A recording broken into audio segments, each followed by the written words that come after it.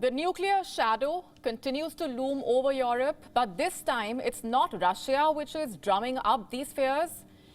One of the NATO members, Poland, says it is open to having nuclear weapons on its territory. Now, Poland itself does not possess such technology. So what exactly is it proposing? To host nuclear weapons belonging to the United States, sort of like nuclear sharing. Over the next few minutes, we will discuss all the aspects of this move. What exactly is Poland proposing? Why is it significant? And how are both sides handling this? First, let's talk about the proposal. It was revealed by the Polish president. He was asked about the idea of nuclear sharing in an interview. Listen in to his response. We have spoken with American leaders about whether the United States is considering such a possibility. The issue is open. So Duda says he has already discussed it. What does the White House say?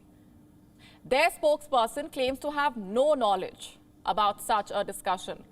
In fact, they diverted all questions to the Polish government.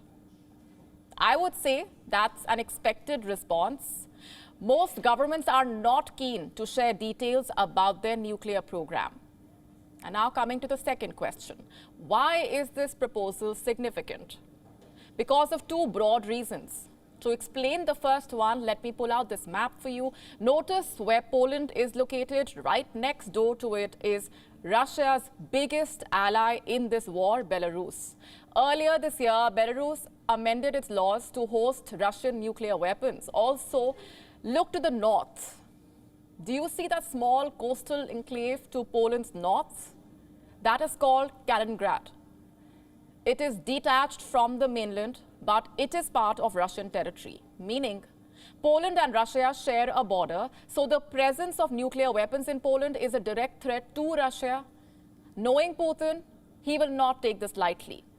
Reason number two, Poland is a former Warsaw Pact member. It was part of the Soviet Union's military alliance. If Poland does get nuclear weapons, it will be the first ex-Soviet ally to do so. The question is, will the plan go ahead?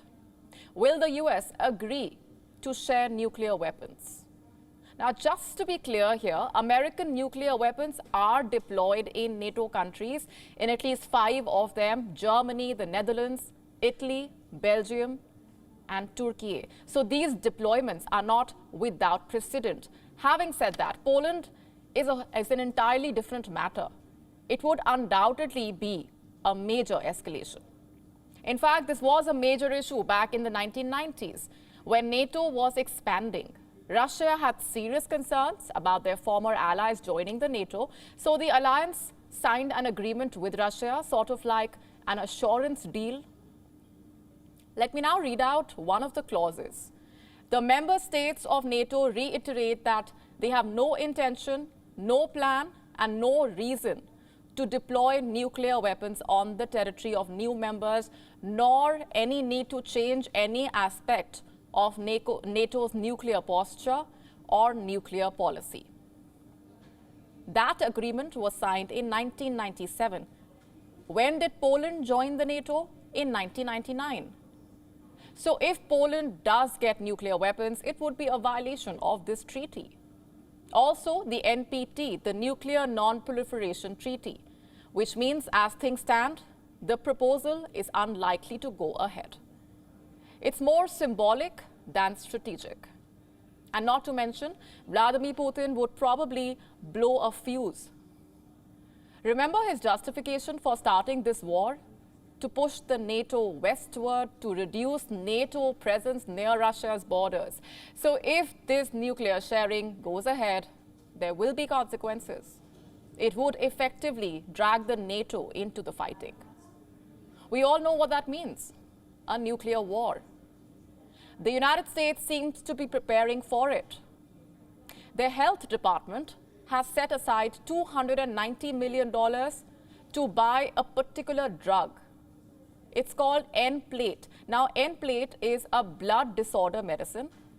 It has been approved to treat radiation sickness. In medical terms, acute radiation syndrome.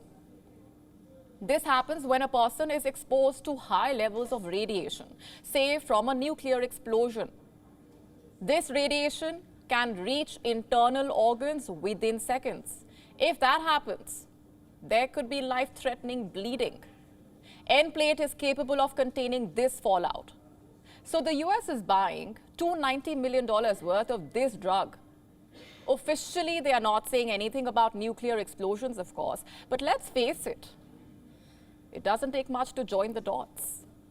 Similar preparations are also underway in Ukraine. The Kiev City Council is handing out potassium iodide pills to residents. In case of a nuclear attack, these pills can limit the damage. We have seen such strategies in the past. I can in fact recount at least 2 instances. In 2011, US citizens started stocking up on potassium iodide pills. What was the reason?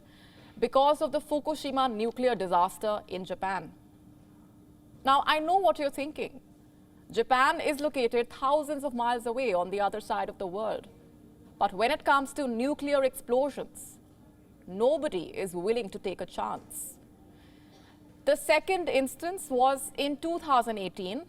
Donald Trump had just taken office as the President of the United States. His tenure started with nuclear saber-rattling with North Korea, remember.